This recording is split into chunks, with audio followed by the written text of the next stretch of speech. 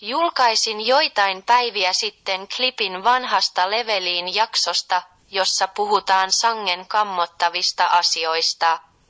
Lisäksi kyseisessä Leveliin videossa spekuloidaan, että YouTube tulisi poistamaan sen siinä käsiteltyjen aiheiden takia.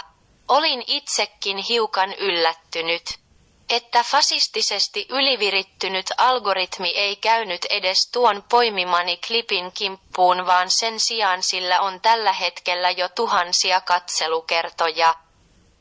Mikä on Käppäisen kanavani kohdalla täysin poikkeuksellista.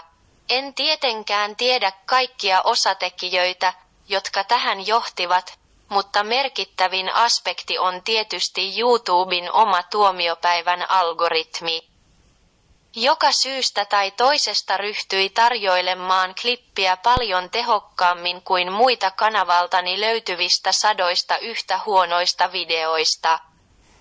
Ohitetaan kuitenkin tässä vaiheessa tämä kokonaisuuden kannalta merkittävä tietotekninen ulottuvuus ja keskitytään itse klipin sisältöön.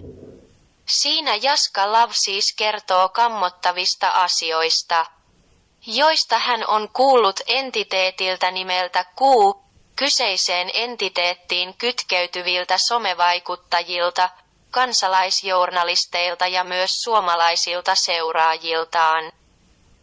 Olen itse kuullut näistä asioista jo vuosikausia sitten ja minulla on niiden kohtaamisesta pitkäaikaista empiiristä kokemusta. En siis yhtään ihmettele sitä paatosta, joka asiasta kumpuaa. Sen sijaan pidän surullisena ja huolestuttavana sitä, että ihmiset eivät edes pyri nousemaan siitä emotionaalisesta kuopasta, johon kyseinen asia kuulijan helposti langettaa, vaan ohjautuvat sen sijaan hakemaan lisää vastaavia kokemuksia.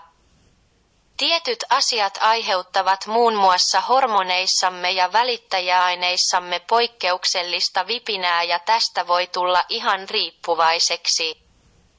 Tätä ihmisyydeksikin kutsutun psykofyysisen rakenteemme heikkoutta käytettiin ja käytetään edelleen hyväksi ennennäkemättömällä tavalla Donald J. Trumpin markkinoinnissa.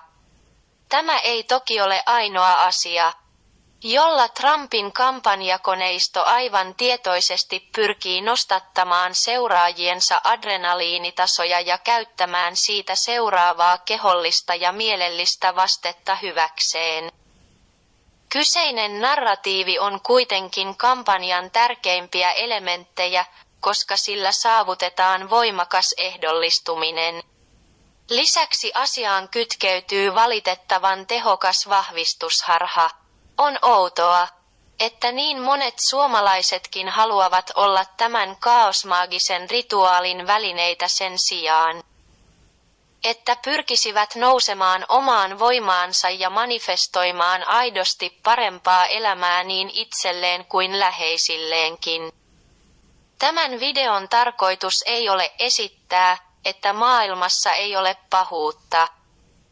Päinvastoin, pahuus on tässä tapauksessa harvinaisen moniulotteista ja syvää. Valitettavasti tämä kerroksellisuus ohjaa aidon toimijuuden helposti sivuraiteille. Se, minkä monet kokevat hyvänä ja totuudellisena, on usein vain jonkun muun tahdon alle asettumista. Tämä hyväuskoisuuden hyväksikäyttö ei tietenkään ole mitään verrattuna siihen, mitä valitettavan monet joutuvat tässä maailmassa kokemaan. Näistä asioista puhuminen on todella haastavaa ja siksi niistä mieluummin vaietaan. Hiljaista hyväksyntää kammottavampaa on kuitenkin se, että näitä asioita käytetään kaikkien markkinoinnin lainalaisuuksien mukaisesti disinformaation vahventamiseen ja näennäiseen todentamiseen. Sekin on aivan todellista pahuutta. Aiheesta lisää videon kuvauksesta löytyvistä linkeistä. En tosin usko hetkeäkään, että ketään kiinnostaa. Sillä vaikuttavampaa ja koukuttavampaa matskua on niin helposti saatavilla ja siksipä kovin harvaa adrenaliinitrippailijaa kiinnostaa aidosti totuuden etsiminen. These people are sick.